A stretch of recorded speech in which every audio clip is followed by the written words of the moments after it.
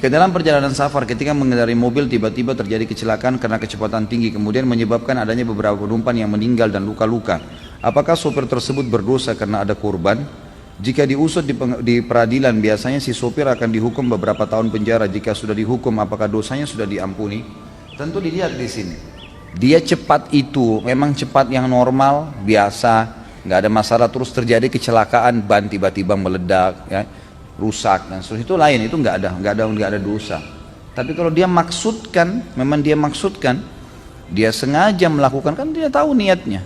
Kalau dia niatnya maksudkan berarti dia menjadi penyebab dosa di sini. Ada yang mati, ada yang luka, ya dia berdosa, pastinya begitu, pastinya begitu. Kalau ada orang sudah dihukum di dunia karena perbuatannya, tetap kita kembali kepada hukum syar'i. Hukum syar'i menjelaskan kepada kita ada dua jenis dosa. Ada dosa yang berhubungan dengan Allah saja, zina, tidak sholat, tidak puasa, tidak haji, antara dia dengan Allah. Dia taubat sama Allah, Allah terima, sudah selesai. Tapi ada dosa yang berhubungan dengan haknya manusia.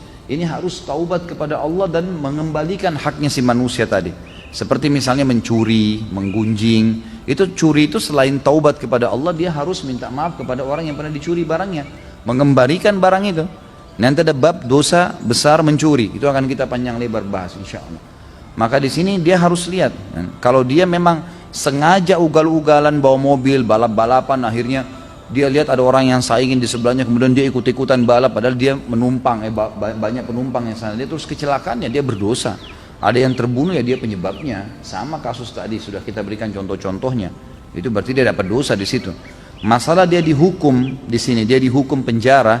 Apakah sudah lepas hukumnya di akhirat? Tentu tidak.